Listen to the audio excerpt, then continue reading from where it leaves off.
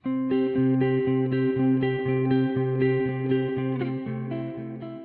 pertama itu identifikasi hazard. Jadi sebelum kita mengidentifikasi atau mengenali, kita harus mengetahui apa sebenarnya hazard itu. Jadi hazard itu dia dikenal juga sebagai agen atau bahaya potensial.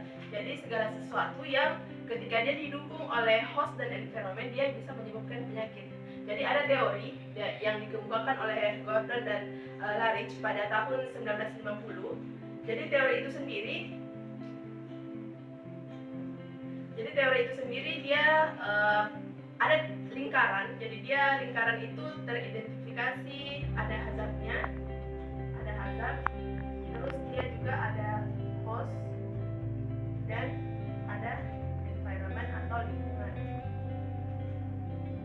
Nah, ketika ini dia terpenuhi, maka akan mendukung untuk terjadinya penyakit pada suatu lingkungan atau suatu komunitas. Jadi misalnya ketika environment lingkungannya itu kita basnya atau kita jaga atau kita melakukan pencegahan pada lingkungan, maka tidak akan terpenuhi 3 faktor yang bisa menyebabkan penyakit. Jadi ini adalah salah satu kunci untuk memotong rantai penyakit, dan ini berdasarkan Gordon. Ya, jadi hazard itu sendiri dia terbagi dua, yaitu kesehatan dan keselamatan. Untuk kesehatan sendiri dia terbagi 5. Yang pertama itu fisik, kimia, biologi, ergonomi, dan yang terakhir adalah psikososial.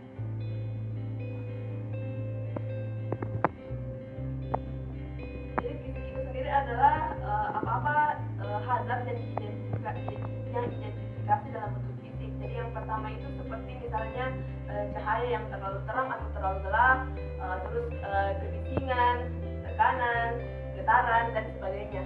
Nah, selanjutnya untuk kimia itu adalah wujud-wujud atau zat-zat yang dapat teridentifikasi sebagai hazard. Jadi misalnya dia dalam bentuk cair, padat, gas, ataupun juga bisa uap.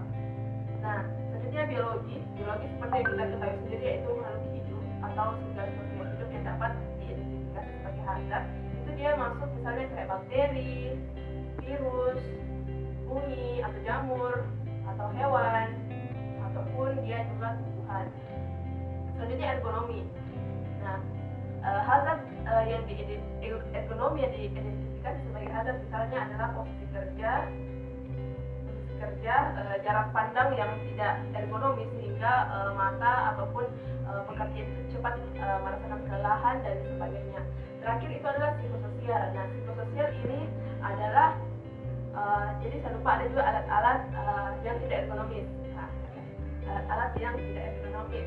Selanjutnya itu adalah nah, untuk psikososial itu sendiri dia terbagi misalnya contohnya itu kayak misalnya beban kerja berlebih, stres pada pekerjaannya. Jadi selanjutnya teman-teman kita masuk ke pencegahan hazard. Nah, pencegahan hazard ini adalah ketika kita sudah mengidentifikasi, kita harus mengetahui apa-apa yang bisa kita lakukan untuk pencegahan hazard itu sendiri. Nah, untuk pencegahan hazard itu sendiri dia adalah terbagi 2, yaitu sebelum, ini garis besarnya yaitu adalah sebelum dan setelah. Nah, untuk sebelum itu sendiri dia juga terbagi ke dalam 2, sedangkan untuk setelah dia terbagi 3. Jadi health promotion,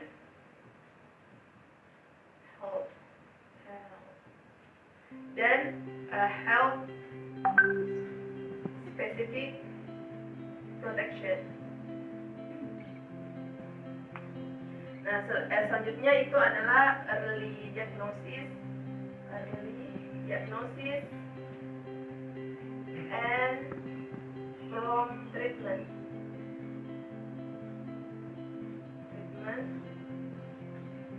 Dan selanjutnya adalah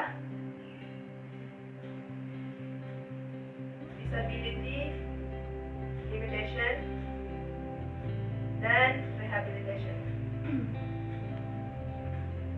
Nah, promosi diagnosis itu sendiri seperti promosi kesehatan, seperti misalnya melakukan sosialisasi kesehatan, ataupun bagaimana kita memperkenalkan cara-cara pencegahan yang bisa dilakukan masyarakat umum seperti itu.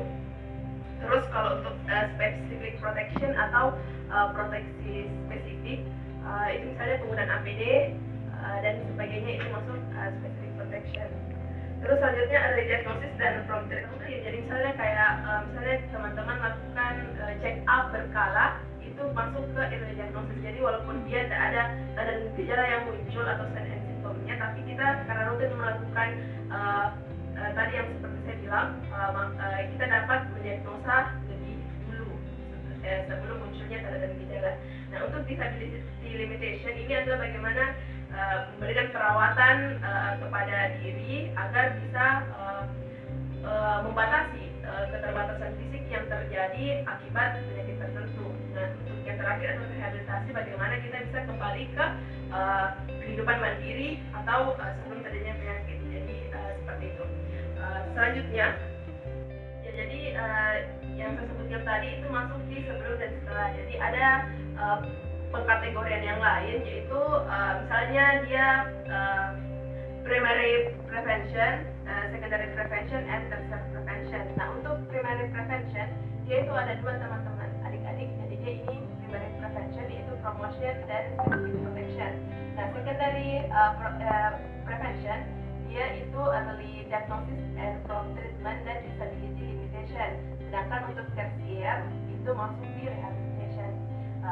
Selain ini juga dikenal istilah lain, yaitu promotif, preventif, kuratif, dan rehabilitatif. Nah, untuk promotif sendiri dia itu masuk di promotion. Untuk preventif dia specific protection, kuratif dia ada dua, early diagnosis dan prompt treatment dan disability limitation, dan yang terakhir rehabilitation itu masuk di rehabilitasi.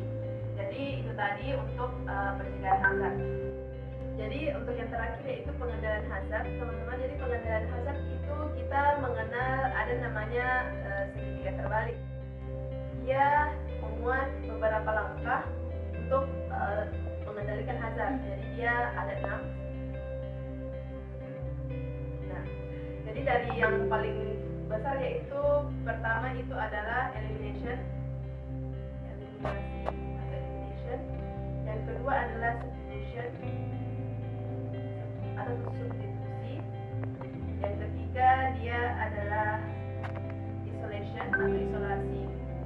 Terus yang keempat adalah engineering control, administration control, dan yang terakhir adalah APD. Nah, jadi ketika untuk mengendalikan hazard, jadi kita menuruti langkah-langkah seperti ini. Jadi dia dari yang piramida dari bagian terbesar ke bagian terkecil. Yang pertama, saya ambil contoh biar lebih mudah menjelaskannya. Misalnya kursi dalam satu perusahaan ada masalah hazard kursi yang tidak ergonomis. Jadi yang pertama itu elimination, yaitu kita mengeliminasi atau kita membuang. Jadi yang pertama kita buang kursinya, kita buang kursinya. Yang kedua adalah substitusi atau kita ganti. Jadi kita bisa mengganti hazard itu jadi kursi yang tidak ergonomis, itu kita bisa ganti. Terus yang ketiga adalah isolasi. Nah, isolasi ini dia seperti memasukkan ke ruangan tertentu yang diisolasi sebelum melakukan tindakan lebih lanjut. Jadi misalnya pada untuk kasus kursi, mungkin kursinya bisa diambil dari ruang kerja yang tidak ergonomis, tapi untuk isolasi mungkin dia di sini lebih ke makhluk hidup. Jadi ada beberapa memang langkah yang diprioritaskan ke makhluk hidup. Selanjutnya itu engineering control. Jadi kita bisa melakukan modifikasi control engineering atau mesin atau bahannya itu sendiri. Misalnya kursinya itu kita naikkan atau kita lebarkan sandarannya dan sebagainya sesuai dengan yang ergonomis. Jadi selanjutnya teman-teman itu administration control. Jadi administration control ini misalnya kita untuk mencegah penyakitnya, selain kita ganti engineeringnya, kita kontrol engineeringnya, kita kontrol administrasinya. Misalnya kita lakukan rolling atau shift kerja agar pekerjaannya itu bisa terhindar dari hazardnya. Nah selanjutnya terakhir itu APD. Nah APD ini sendiri alat pelindung diri. Jadi APD ini kita sesuaikan dengan lingkup kerja dari pekerjanya sendiri. Jadi untuk APD secara umum dia itu ada seperti jas kerja, Google, handscoon, masker ataupun sepatu boot jika memang lingkungannya mendukung atau memang harus digunakan APD yang seperti ini. Selanjutnya kita beralih ke tools atau alat pengukuran untuk prinsip ketiga ini. Jadi ada beberapa. Yang pertama adalah ruler, reba, rosa, VDT, brief, terus ada juga SKS, terus ada Nordic, ada manual handling, dan yang terakhir itu ada anthropometry statis. Ya, jadi saya kira cukup sekian. Terima kasih atas perhatiannya. Wassalamualaikum warahmatullahi wabarakatuh.